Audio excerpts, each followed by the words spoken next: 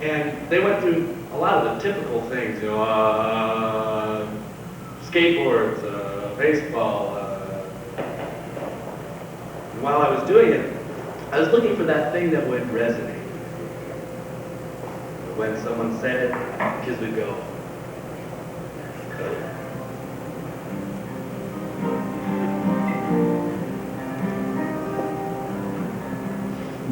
And one girl said, the homeless. And every kid in that class said, yeah. And I said, well, wait a minute. I mean, this topic has come up in other classes. What is it about this group that makes you all react together? They said, well, as part of our 6th grade music experience, we go to the opera. We go to the Metropolitan Opera in New York City. And they had done this. They'd gone down to Lincoln Center. And that is the last thing I heard about the opera. They didn't tell me about the orchestra, about the costumes, about the singing, about the length, about a huge play. They didn't tell me word one about the opera. What they wanted me to know about was that when they went to McDonald's after the opera, they saw people living on the street. And they had never seen that. They had heard about it, but it wasn't part of their experience. And this was the first opportunity they had had to talk about it.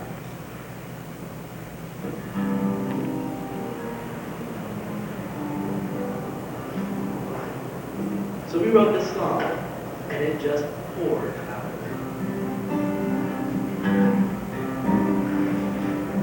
It's winter time and the fire is crackling on the hearth. Outside the wind is howling, snow is piling high. It makes me feel so lucky to be warm inside. Some people are sleeping on the streets outside.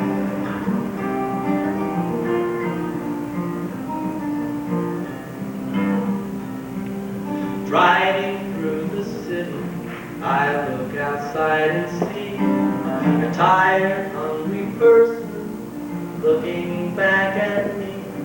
The rain pours down the gutter and washes down the streets as they walk down the alley after something to eat.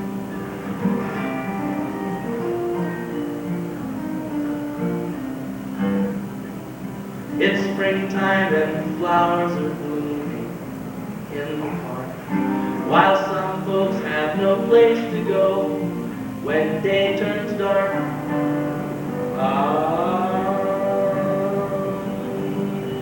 Let's switch verses.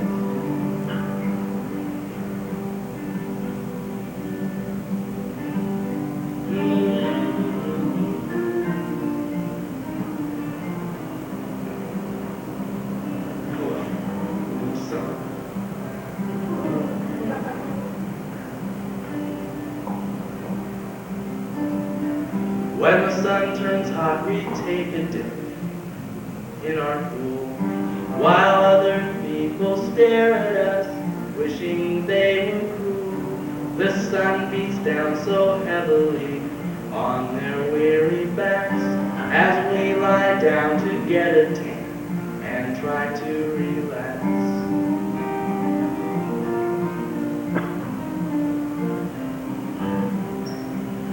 Soon the leaves begin to turn as the year moves on, and as the evening brings the nighttime brings the dawn. The brilliant colors of the leaves blowing in the breeze.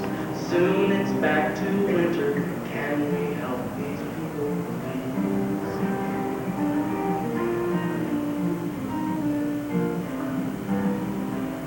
It's winter time and the fire is crackling on the hearth. Outside the wind is howling, snow is piling high. It makes me feel so lucky to be warm warm inside. Some people are sleeping on the streets outside. Some people are sleeping on the streets outside. Some people are sleeping on the streets outside.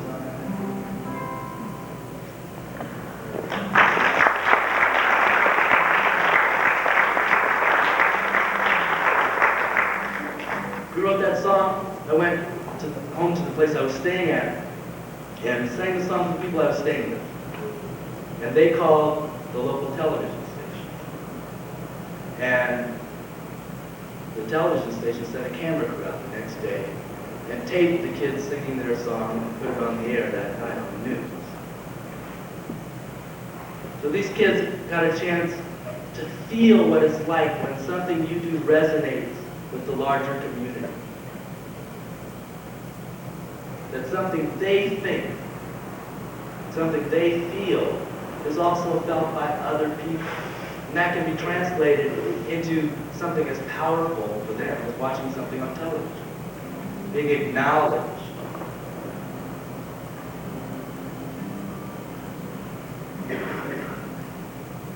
They had a play. It was a fairly affluent neighborhood. They did a play, a sixth grade play, raised a bunch of money, and decided to donate that money to the local organization to help them. All coming from the opportunity to think about something that was important to them.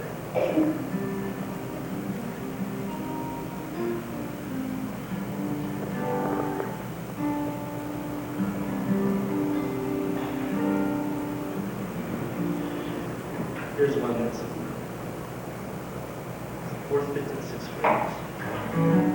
I said, well, if I'm going to go sing for a bunch of adults, what song do you want me to walk out of this room and sing for them? This is the song they wrote.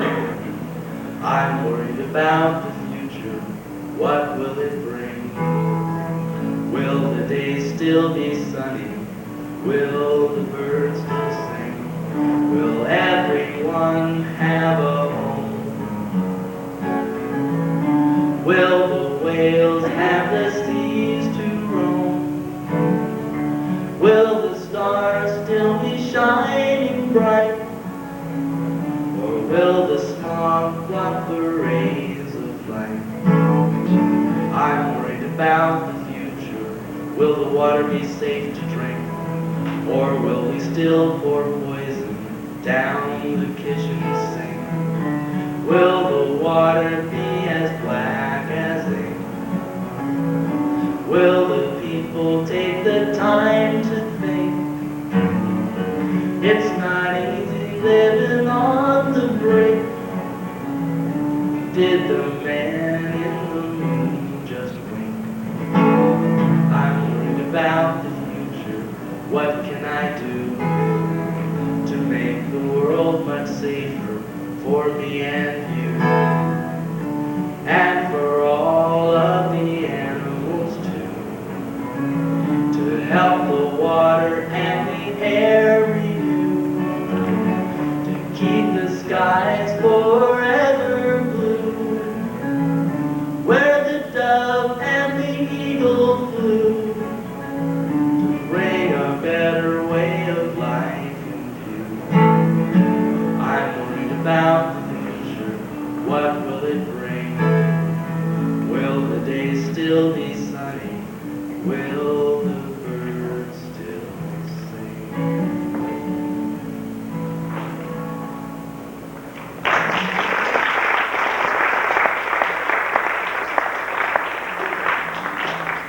As I was coming up with these songs, I realized there was a lot of resistance with my fellow children's performance. That there's this perception of music for children that didn't go much further than silliness or gross, lowest common denominator that people use to survive with a group of kids. Things they know will work with a group of kids. That when I thought about it, seeing this, I realized how disrespectful that was.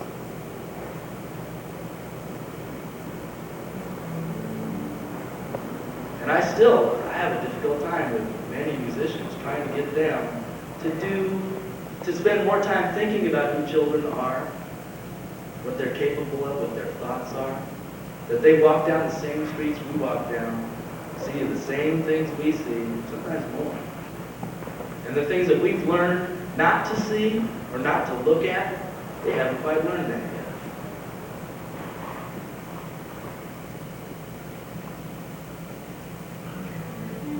I grew up in a time when that's what music was about. It was exploring ideas. I learned a lot of things through hearing people's songs. Bob Dylan singing about Hollis Brown. I don't know anybody on a South Dakota farm who's dying of starvation, can't feed their family, can't feed their animals. But because Bob Dylan sang that song and I heard it, I knew Hollis Brown.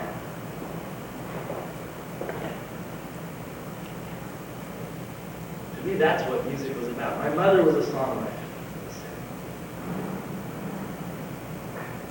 And I learned the difference between people who just get up and get. They get up here and do their thing.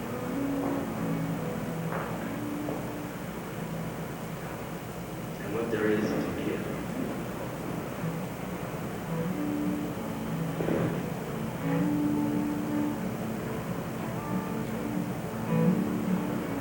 So let's be a little righteous about it.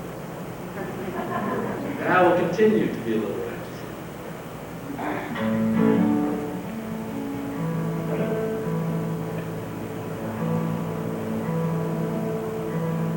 Doesn't mean you can't have fun singing about things that are important.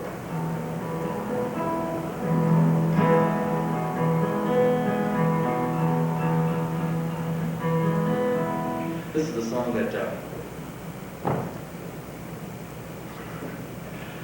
this song's going to be I switched songs right in the middle. I'll sing the first song. This is the song that my heart tells me to sing. It was written by some friends of mine back in Portland, Maine. It's one of the benefits of getting to travel around the country is I meet a lot of wonderful people. This is a family that 2 parents, 2 kids. Ruby and Hannah were kids. Hannah was about 7.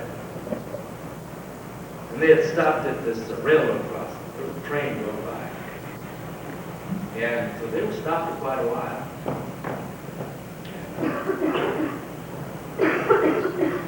His wife said, wait a minute, Hannah. It's a slow train. It took